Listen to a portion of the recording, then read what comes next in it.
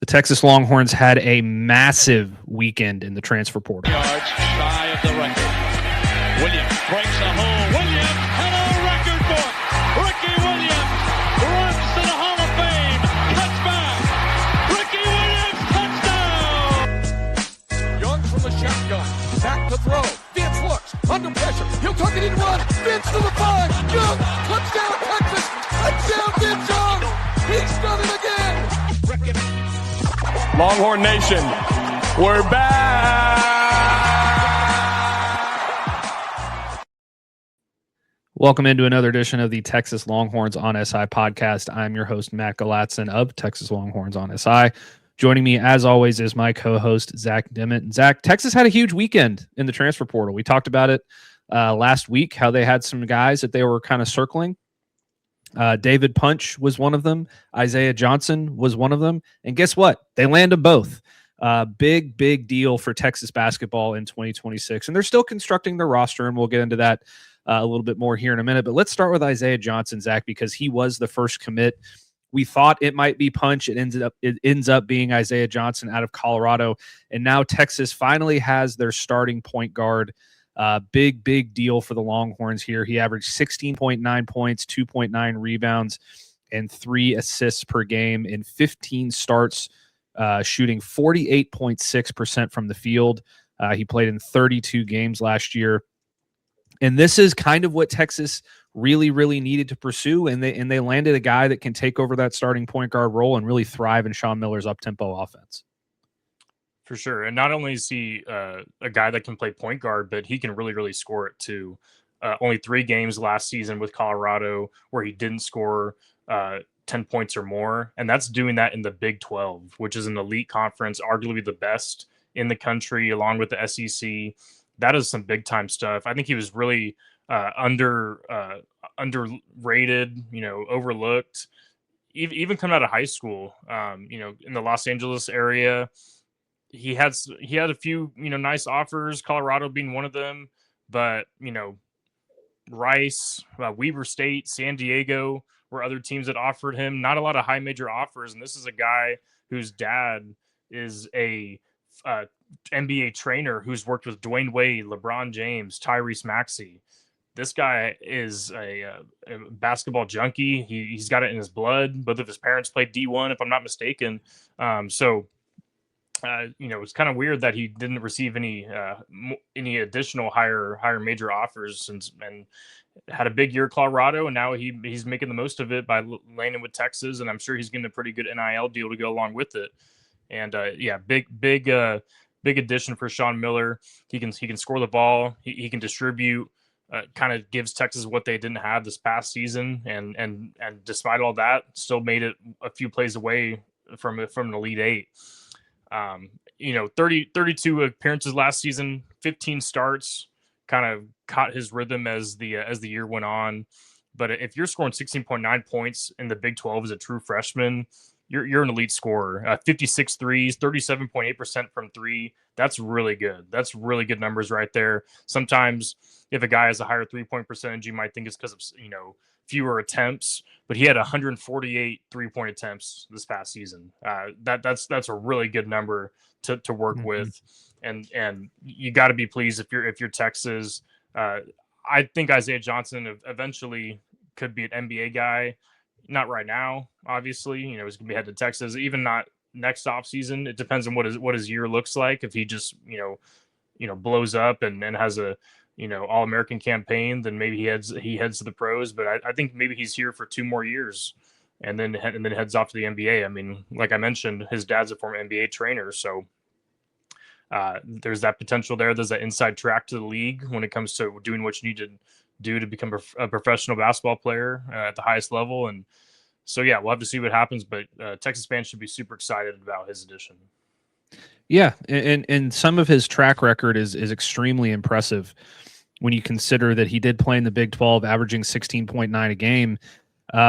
He had 21 against Texas Tech. He had 19 against Kansas.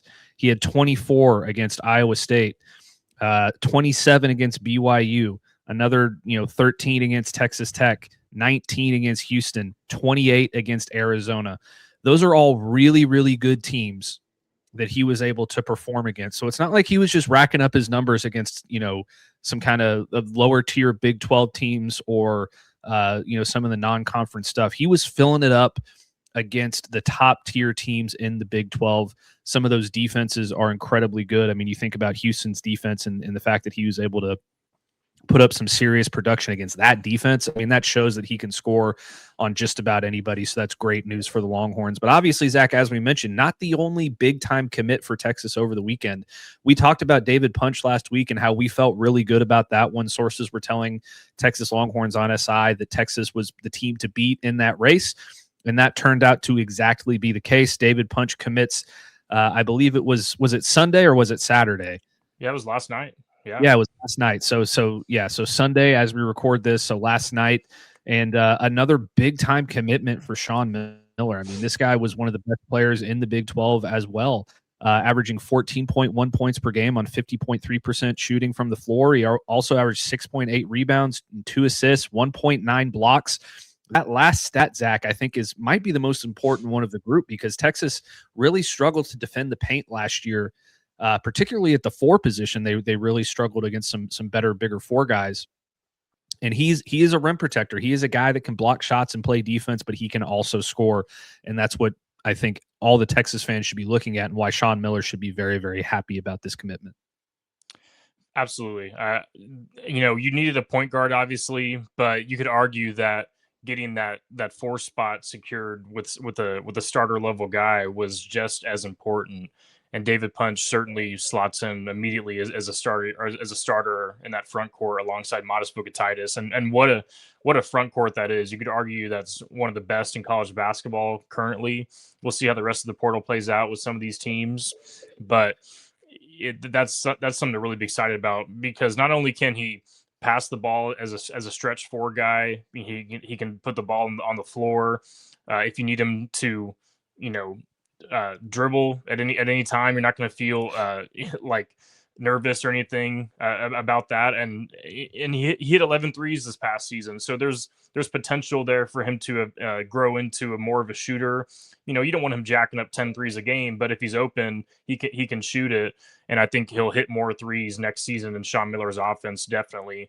But yeah, it's the defense that is really intriguing about David Punch. Because he's really physical, he's a good rebounder, and you mentioned the 1.9 blocks. How about 1.3 steals as well for a big man? That's really, really good. If you can get 2 blocks and 2 steals a game almost per game, that's really good numbers out of your 4 spot. And he can play some center if you want to go a little bit small. And I think Texas may do that a little bit, but obviously you're going to want Modest Vokatis on the court most of the time, unless he's in foul trouble. So, big time for Texas. I'm really excited to see what he offers on the defensive end. But also, if you let's say you get him into the high pick and roll, and he gets the ball at the free throw line, defense has to step up to David Punch. And then he's lobbing it over to Modest Vokatis for an easy dunk. That's going to cause some major problems for defenses because he can pass the ball from that spot, and that's not something Texas had at all this past season. I mean, Camden Heide played the 4, but he's not a 4. He's a 3. He's a wing guy. It wasn't really his fault. Texas just didn't have that player at that spot. Obviously, Nick Cody eventually, rose into that as the season went on, and he had some nice high lows to Modest Vokatis and played pretty well. But David Punch is going to offer you a much improved upgrade at that spot. Obviously, he's a starter, and excited to see what he brings to the table. Yeah, and it kind of begs the question now, Zach. I mean, obviously, there's a lot still left to do with this roster because you had some guys that are off to the pros that you still need to replace, and you still have a wing spot that is probably wide open. You kind of wish Cam Heide could have been back to fill that spot to a certain extent, but that ship looks like it has sailed. And it, we'll get into the starting lineup projection here in a minute, but it kind of seems like this is the first time in a long time, Zach, that Texas is all in on basketball because the talent acquisition has not really been there the last few years. I mean, you got some good ones with Tremont Mark. At least last year he was good. The first year it was kind of up and down. Dalen Swain was obviously a massive hit. Jordan Pope was again up and down, great late in the season, especially in the NCAA tournament, but not the guy necessarily that you thought you were getting when you brought him over from Oregon State. So, it really does seem like they're out to spend money. They are out to really make some noise in the transfer portal in basketball for the first time in a long time, and you really love to see that. Yeah, I mean, imagine if you can get Dalen Swain back, which is really unlikely. That starting lineup is an NBA sort of level starting lineup when you consider that Swain is an NBA guy, Modest Vokatis is eventually going to be an NBA guy, and then maybe eventually Isaiah Johnson, and then maybe eventually Austin Goosby. So and don't count David Punch out either. Absolutely not. Yeah, you cannot count him out because he offers a lot to the table, and so. Yeah, it's 24/7 Sports had Texas as the number 2 transfer portal class early on, and I know it is early. Some of these teams get ranked when they only have one portal guy, and I think that's kind of silly. I think you need at least minimum 2 players, and so with Texas having 2 players, and they got the number 2 portal class according to 24/7, only behind Louisville, who added Flory Badinga and Jackson Shellstad, which is a major get for them. So. I don't remember the last time Texas had a portal class this elite, and it's probably only going to get better. I don't think you're going to get guys necessarily better than Isaiah Johnson, David Punch, but adding talent behind those guys will make this portal class look even better on paper, and it's really interesting to think about what that could look like next season once you have the entire roster all put together. Yeah, I mean the guys that are left in the roster in the transfer portal that are kind of at the top, Milan I'm gonna butcher this. Milan Momcilovic. Wow, great job, Zach. Masamba Jop. Those are both big guys. It kind of seems like you have that filled out already. Alan Graves is another guy. He's a power forward. Paulius Marikaskis, another power forward. So. A lot of the guys at the top are big guys, so you're kind of set there, at least in terms of your starting lineup. But you landed the number 11 player in the portal in David Punch. You also landed the number 6 player in the portal. I believe he's number 6. Maybe he's a little bit lower. Oh, sorry, number 13 player in the portal in Isaiah Johnson. So that's 2 really, really good pickups.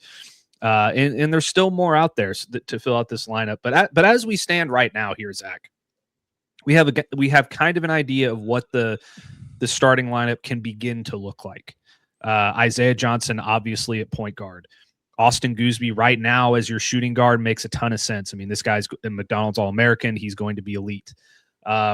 And then David Punch and Modest Vokatis as your 4 and your 5. So that kind of leaves your small forward wing spot open. You hope to God that Dalen Swain is going to be back in action. It's probably not going to happen, though. Never say never. We've seen crazier things happen. Maybe I don't know if Cam Heide has Cam Heide made a selection yet on where he's going. Maybe he can come out of the portal.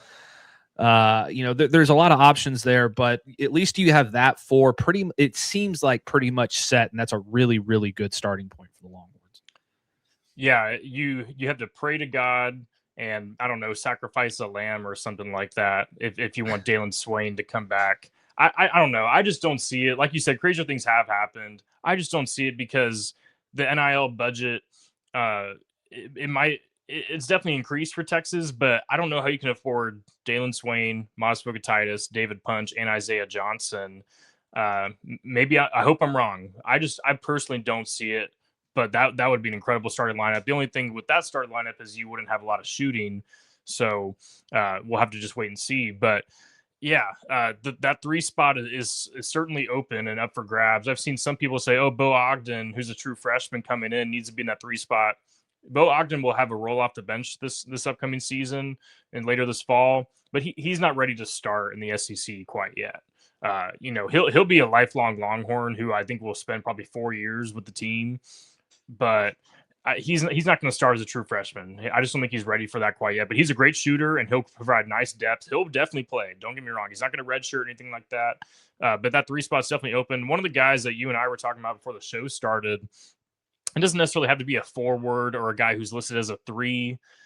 It just has to be a guy who has length and who can shoot and who can offer a little bit of everything, because that's what you need out of a 3 spot. A guy who can put the ball on the floor, can shoot, and can defend. And Cameron Taylor, UNC Asheville guard, listed as a guard. Don't get too caught up in the positional listings sometimes. But Cameron Taylor's a guy, 6'7", 185, has nice length. Can score the ball, 18.9 points this past season, 5 rebounds, 3 assists. Yes, it's at the mid-major level, but he's receiving tons of looks from high major teams, and he's ready to make that jump. I have not seen Texas be like crazy involved and mentioned with him, but you would hope that changes, because I think he'd be a nice addition to this team next season. 28% from 3 leaves a lot to be desired. That's not a great number. He took a lot of threes, 39 of 139 this past season from 3, missed 100 threes. So, but he still is going to be improving as a shooter as time goes on. And so I think he could be a guy that Texas, should target. We'll have to wait and see if that happens, though. Another guy, KJ Lewis, Georgetown transfer, kind of mentioned him a little bit before. He went to Duncanville in the Dallas area, so he's a Texas guy. He is visiting USC sometime this week. I think maybe even today he is.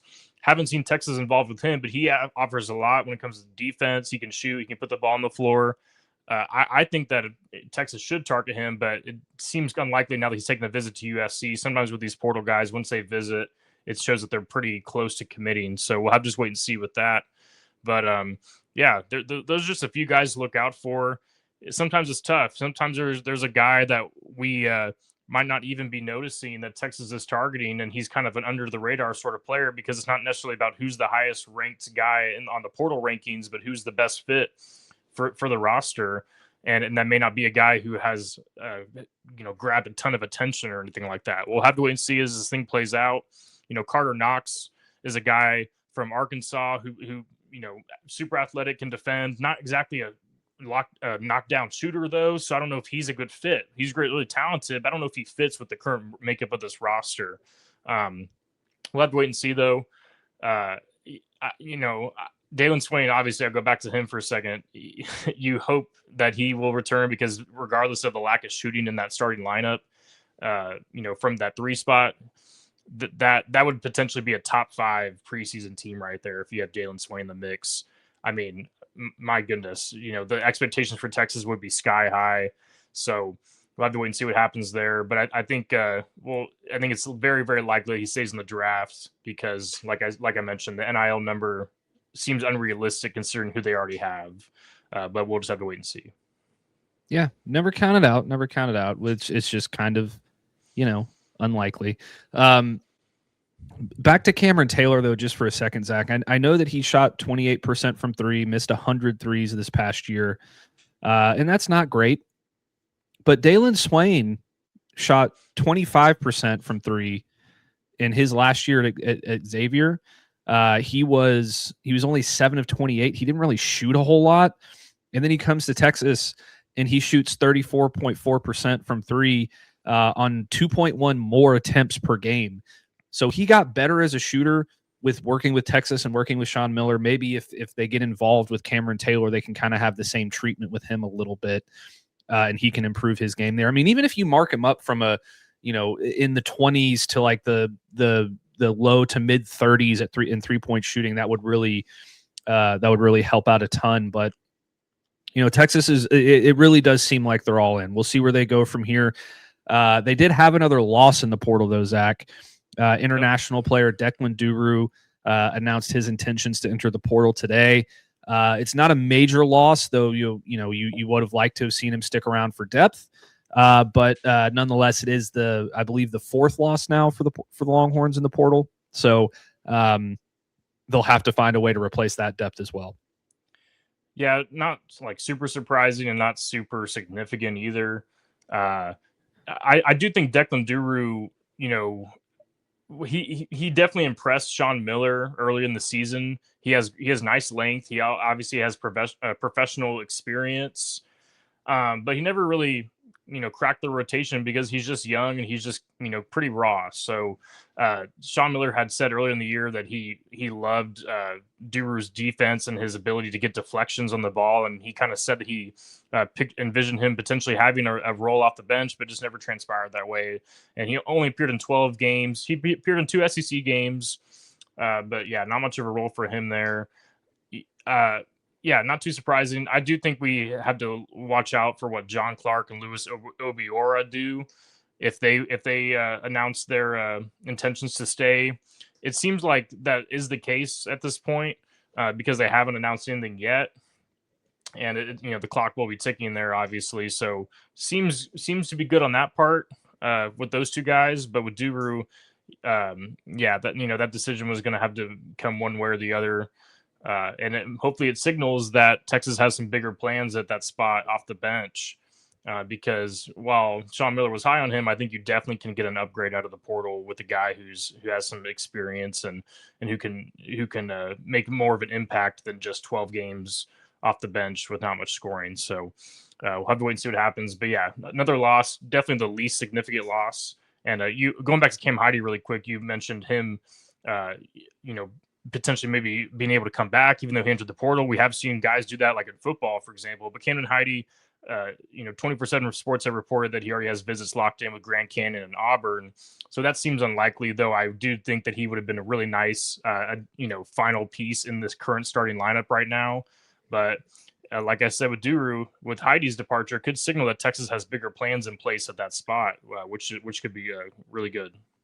Yeah, and maybe with Duru out of the picture, that makes things a little bit easier for guys like John, for guys like John Clark to decide, okay, yeah, now my way into the rotation and getting playing time is a little bit more open. So we'll see where it goes. Still very exciting stuff on the way for Texas basketball. There is no doubt about that. But there's also some exciting stuff happening in Texas football that we needed to pay attention to on the recruiting trail. This episode of the Texas Longhorns on SI podcast is brought to you by Custom Built Trailers of Mississippi. Custom Built Trailers is the largest in-stock trailer dealer in Mississippi with a variety of options to choose from flatbed goosenecks to bumper pull equipment trailers and car haulers to enclosed trailers and basic utility trailers. We do a little bit of everything. And if we don't have exactly what you're looking for in stock, we can typically have your custom built trailer built in 7 to 10 working days. 0% financing options are available, and we also deliver out of state. So give Custom Built Trailers of Mississippi a call at 601-722-9581 today and let us take care of your hauling needs. Custom Built Trailers of Mississippi. If we don't have it, we'll be glad to build it. Welcome back to the Texas Longhorns on SI podcast. I'm your host, Matt Galatson, with my co-host, as always, Zach Demmett. And Zach, Texas got some additions in football as well over the weekend. They land a commitment from 2027 interior offensive lineman Keon Hemphill Woods. He picked Texas over Texas A&M, Texas Tech, TCU, and Auburn, among a few other contenders. The 2027 interior offensive lineman out of Columbus, Texas, is rated as a 3-star recruit, and he's now the 8th commitment of the class, joining Easton Royal, the 5-star, Cameron Hall, and then 3-star offensive lineman Jackson Cook, tight end J.C. Garassi, quarterback Ty Knutson, safety Greedy James, and linebacker Cade Hogg. He was ranked as the number 417 player in the country, the number 23 interior offensive lineman in the class. But more importantly, Zach, this guy has a little bit of versatility to his game as well. 6'3", 275 pounds, but he played the majority of his of last season at left tackle with Columbus, leading them to an 11-3 record and a state quarterfinal appearance. He also played left tackle as a sophomore for Columbus and also played some defensive line on their way to winning a state title when he was a sophomore. He also does some track and field stuff, so he's a dual sport athlete. He does project as a guard or a center for Texas, with alongside Westlake's Jackson Cook, who committed earlier this spring. But it's a 3-star guy, so nobody's going to be popping champagne corks and saying, oh, hell yeah, we're on our way to the number one class. But these are the kinds of guys that you build the foundation of your class with.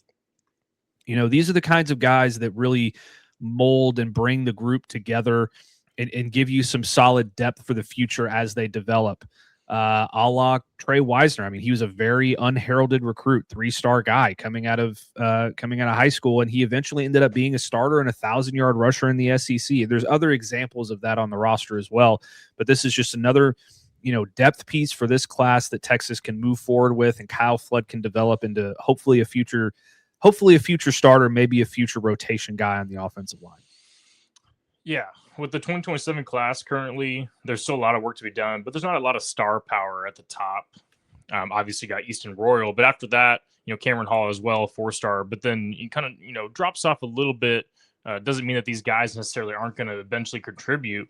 That's just how things are right now. But clearly, the coaching staff sees potential in this class.